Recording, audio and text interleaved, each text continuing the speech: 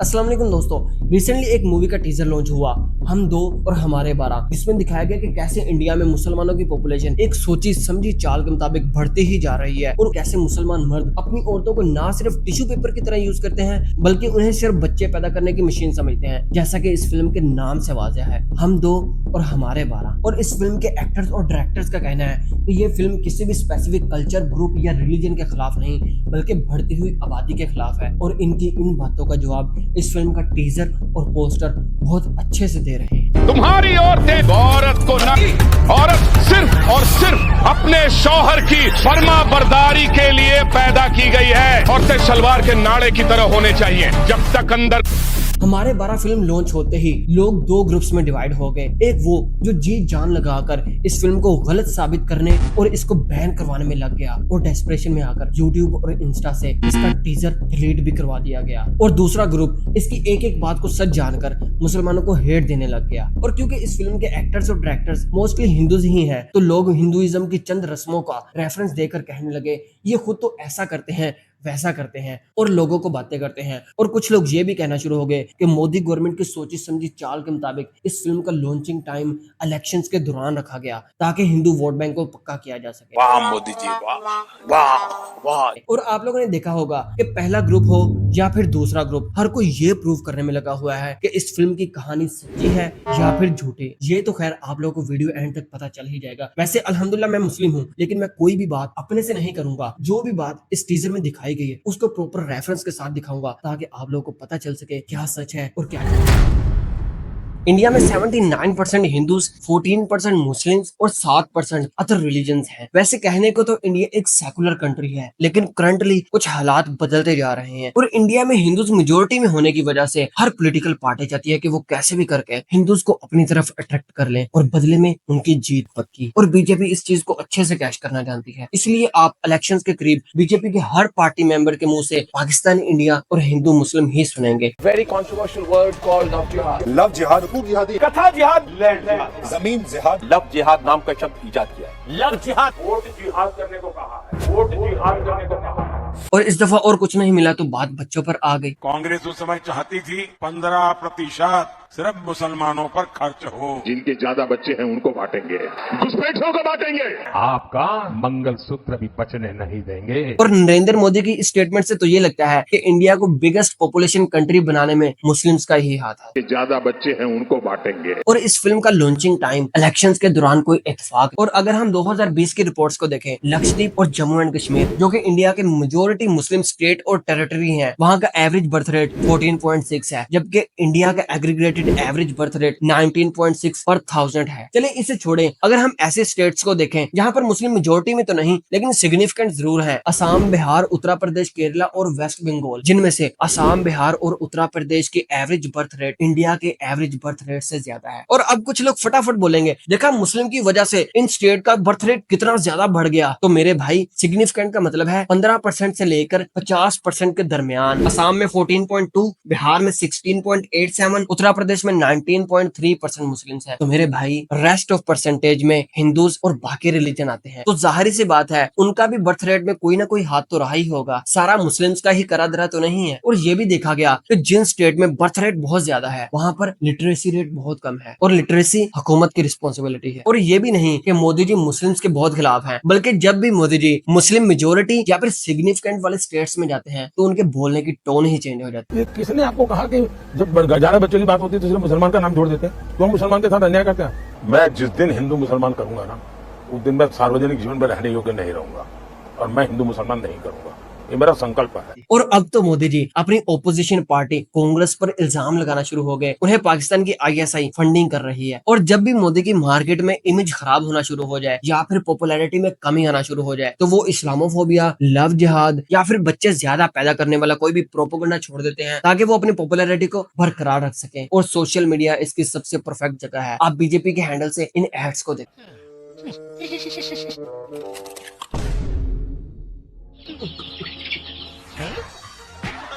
आखिर बीजेपी और मोदी को ये सब करके क्या मिलता है?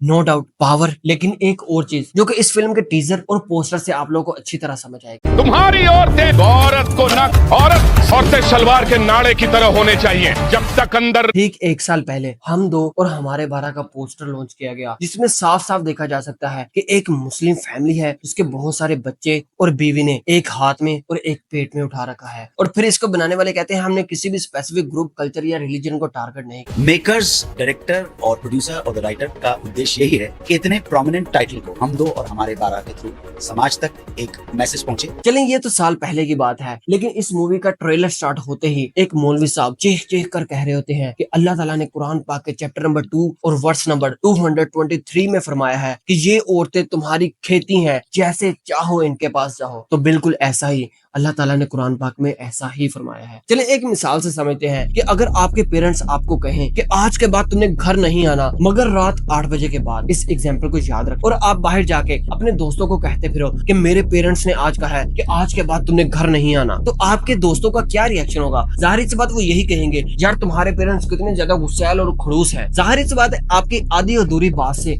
उन्होंने ऐसा ही कहना है। और अगर आप किसी बंदे को कहो कि मेरे पेरेंट्स ने मुझे कहा है कि आज के बाद घर नहीं आना मगर रात 8 बजे के बाद, तो वो आपको शाबाशी देते हुए कहेगा कि बेटा उन्होंने बिल्कुल ठीक कहा है, क्योंकि आजकल हालात अच्छे नहीं और रातों को घर से बाहर निकलना भी अच्छा नहीं। और इस फिल्म में भी ऐसा ही किया गया, कुरान पाक की एक आयत का रेफरेंस दिया गया और वो भी आयत मुकम्मल नहीं। चैप्टर 2 वर्स नंबर 223, तुम्हारी बीवियां तुम्हारी खेतियां हैं, अपनी खेतियों में जिस तरह चाहो आओ, अपने लिए नेक अमल आगे भेजो और अल्लाह से डरते रहो क्योंकि तुमने अल्लाह से ही जा मिलना है। इसका मतलब यह है कि तुम अपनी बीवियों के बारे में अल्लाह से डरते रहो। अगर तुम अपनी बीवियों पर किसी किस्म का भी जुल्म करोगे तो अल्लाह खूब इंसाफ करने वाला है, तुम्हें अल्लाह को हर एक एक चीज का हिसाब देना होगा। इट्स मीन ये आयत तो औरतों के ही हक में है। और अगर हम 223 से पिछली आयत 222 का मफहूम देखें तो उसमें अल्लाह ताला ने स्पेसिफिक डेज में जब औरतें बीमार होती हैं उनके पास जाने से मना किया, क्योंकि उस दौरान उनको ज्यादा तकलीफ और उनकी बीमारी के बढ़ने का चांस होगा। इवन मर्द को भी बीमारियां लग सकती हैं, जो कि आज की साइंस प्रूव कर रही है। और अगर हम देखें तो ये आयत भी औरतों के हक में है। और इसके अलावा ट्रेलर में मुसलमान मर्द बार बार औरतों को मारते दिखाई दिए गए, फिर वो पब्लिकली हो या फिर घर के 4 दीवारी में। और मुस्लिम वुमेन्स को इतनी बेचारी लाचार और मासूम दिखाया गया जैसे कि मुस्लिम घर में पैदा होना किसी सजा से कम नहीं। और इसके साथ ही मौलवी साहब एक हदीस को कोट करते हैं, सही बुखारी 3237। रसूलुल्लाह सल्लल्लाहु अलैहि वसल्लम ने फरमाया, अगर किसी मर्द ने अपनी बीवी को अपने बिस्तर पर बुलाया लेकिन उसने आने से इनकार कर दिया और मर्द इस पर गुस्सा होकर सो गया तो सुबह तक फरिश्ते इस औरत पर लानत करते रहते हैं। बिल्कुल ये हदीस भी है। इस हदीस में वाइफ के लिए हस्बैंड की क्या इंपॉर्टेंस है और हस्बैंड की बात मानना कितना जरूरी है, इस चीज को शो किया गया है, ना कि औरतों को डिस्क्रेडिट किया गया है। जैसे कि माँ के पैरों तले जन्नत है, बेटी बाप के लिए रहमत है, में भी माँ और बेटे की इंपॉर्टेंस को शो किया गया है। चलिए ये बात भी मान लेते हैं कि ये हदीस औरतों के अगेंस्ट है, तो बाकी हदीसों को भी देख लेते हैं। इब्ने माजा 1978, रसूलुल्लाह सल्लल्लाहु अलैहि वसल्लम ने फरमाया, तुम में से बेहतर वो लोग हैं जो अपनी औरतों के लिए बेहतर हैं। और इसके अलावा एक और हदीस सुन्नी अबू दाऊद 2146, नबी सल्लल्लाहु अलैहि वसल्लम ने फरमाया, मोहम्मद सल्लल्लाहु अलैहि वसल्लम के घर वालों के पास औरतें बहुत ज्यादा आई हैं जो अपने शोहरों की शिकायतें करती हैं, ऐसे लोग कोई अच्छे आदमी नहीं। और इसके अलावा एक और हदीस में आप सल्लल्लाहु अलैहि वसल्लम ने फरमाया कि अपनी औरतों के बारे में अल्लाह से डरो। और जैसे कि मौलवी साहब ने चैप्टर 2 और वर्स 223 को कोट किया, वैसे ही चैप्टर नंबर 4 और वर्स नंबर 34 में अल्लाह ताला ने फरमाया, और जिन औरतों की नाफरमानी और बददिमागी का तुम्हें खौफ हो इन्हें नसीहत करो और इन्हें अलग बिस्तर पर छोड़ दो और इन्हें मार कर सजा दो, और फिर अगर वो ताबेदारी करें तो इन पर रास्ता तलाश ना करो, बेशक अल्लाह ताला बड़ी बुलंदी वाला और बड़ाई वाला है। कि अल्लाह ताला ने सिर्फ उन औरतों को पॉइंट आउट किया कि जिनकी बददियानती और नाफरमानी का मर्दों को शक हो, और उनको सबसे पहले मुंह से नसीहत करो, अगर वो ना माने तो उनके साथ बेडिंग सेपरेट कर दो, अगर वो फिर भी ना माने फिर उनको मारने की इजाजत है। और इस आयत में मर्द औरतों पर हाकिम है, ये भी अल्लाह ताला ने फरमाया, और साथ साथ उसकी वजह भी बताई, क्योंकि मर्द औरतों पर खर्च करते हैं, उनको प्रोटेक्शन प्रोवाइड करते हैं, उनके सारी रिस्पॉन्सिबिलिटी उठाते हैं, इसलिए मर्द औरतों पर हाकिम है। और इस चीज को हिंदूज तो बड़ी अच्छी तरह समझते होंगे, क्योंकि हिंदूज के लॉ की बुक मनुस्मृति 152 में है कि मर्द जितना भी मारता हो, नशेड़ी हो या इसके अलावा और जो भी खराबी हो, औरत को चाहिए वो उसकी इबादत करे और उसकी सारी बातें माने। और जैसा कि ट्रेलर में बार बार मुसलमान मर्द औरतों को मारते दिखाई दिए गए, जो कि बिल्कुल ही गलत था, क्योंकि इस्लाम में है कि अगर आपने अपनी बीवी को मारना भी है तो आपको सिर्फ इतना मारने की इजाजत है कि उसके जिस्म पर कोई भी निशान तक ना आए। और इसके अगेंस्ट मनुस्मृति में 8.299 में है अपनी बीवी को मारो रस्से से और बैम्बू से। और हिंदूज की एक और बुक गरुड़ा पुराना 1.109.31 में है औरतों को मार के उन्हें नरम किया जाता है और औरतें आराम से हाथ लगाने की चीज नहीं। और आप लोग जानते होंगे कि ऑलमोस्ट कुरान पाक 1450 साल पहले नाज़िल हुआ और उससे पहले औरतें बाजारों में बिकती थी, बच्चियों को जिंदा दफन कर दिया जाता था और औरतों को सिर्फ अपनी हवस पूरी करने की चीज समझा जाता था। और ये सिर्फ अरब में नहीं था बल्कि वेस्ट में बहुत अरसे तक इस बात पर डिबेट चलती रही कि औरतों के अंदर रूह मतलब सोल है भी या नहीं, औरतें इंसान है भी या नहीं। इवन इंडिया में 200 साल पहले तक सती प्रैक्टिस की जाती थी, मतलब अगर किसी भी हिंदू औरत का हस्बैंड फौत हो जाता तो उसकी चिता के साथ उस जिंदा औरत को भी जला दिया जाता। इस वीडियो में मैंने औरतों को कब राइट्स मिले और इन राइट्स से पहले औरतें कैसे जिंदगी गुजारती थी डिटेल में बताया, लाजमी देखिएगा इस वीडियो के बाद। और अगर इन सारे सिनेरियोस पर फिल्म बने तो क्या हिंदू उसे अप्रिशिएट करेंगे? बिल्कुल भी नहीं। और अब बहुत से हिंदू भाई बहन कहेंगे कि ये आपने जो बात की इसका कॉन्टेक्स्ट कुछ और था, ये इस तरह नहीं जैसे आपने बोला। तो बिल्कुल भाई ये बात मैं मानने को तैयार हूँ, क्योंकि मुझे हिंदुइज्म की इतनी नॉलेज नहीं। और यही बात मुस्लिम भी कह रहे हैं कि जो ये ट्रेलर में दिखाया जा रहा है ये बात भी सच नहीं। और इस सारे कंपैरिजन के बाद कुछ लोग क्वेश्चन करना शुरू हो जाते हैं लाइक इस्लाम और हिंदुइज्म में कौन सा सच्चा रिलीजन है? तो भाई मैं इधर रिलीजन का कंपैरिजन करने नहीं बैठा, बल्कि मैं सिर्फ चंद ऐसे एस्पेक्ट्स नोट करवाना चाहता हूँ। कोई भी किसी भी रिलीजन से अपने मुताबिक डाटा निकाल के उस रिलीजन को डिफेम करने की कोशिश कर सकता है। ऑलमोस्ट आज से 100 साल पहले हिटलर ने अपनी स्ट्रगल पर एक बुक पब्लिश करवाई जिसमें उसने बिग लाई टेक्निक बताई गई कि इतना बड़ा झूठ बोलो कि लोग सोचने पर मजबूर हो जाएं कि क्या ऐसा हो सकता है और ना चाहते हुए भी उसे सच मान ले। और इसी दौर में जोसेफ गोबल्स ने एक सेकंड टेक्निक बताई कि एक झूठ को इतनी दफा बोलो कि हर तरफ से वही झूठ सुनने को मिले ताकि उस झूठ की क्रेडिबिलिटी में कोई शक ही ना रहे और लोग उसे सच मान ले। और इन्हीं टेक्निक्स को यूज करते हुए बीजेपी मुस्लिम्स को डिफेम कर रही है। कैसे बीजेपी बार बार एक ही बात को अपने डिफरेंट पार्टी मेंबरशिप कहलवाकर एक बात को इतना बढ़ा देती है जो कि एक्चुअली में एग्जिस्ट ही नहीं करती। इससे हिंदूज में मुस्लिम्स के लिए गुस्सा पाया गया, जिसकी वजह हिंदूज को भी नहीं पता। इसलिए कहा जाता है कि पाकिस्तान हो या इंडिया, मुस्लिम हो या हिंदू, ये नहीं देखना चाहिए कौन बात कर रहा है, ये देखना चाहिए क्या बात हो रही है। और आजकल ऑलमोस्ट 80% से ज्यादा लोग डेली कैफीन कंज्यूम करते हैं। इस वीडियो में मैंने कैफीन, सॉफ्ट ड्रिंक और कॉफी को लेकर डिटेल में वीडियो बनाई है, लाजमी देखिएगा, काफी ज्यादा इन्फॉर्मेटिव रहेगी। उम्मीद करता हूँ कि इस वीडियो से भी आप लोगों को जरूर कुछ नया जानने को मिला होगा।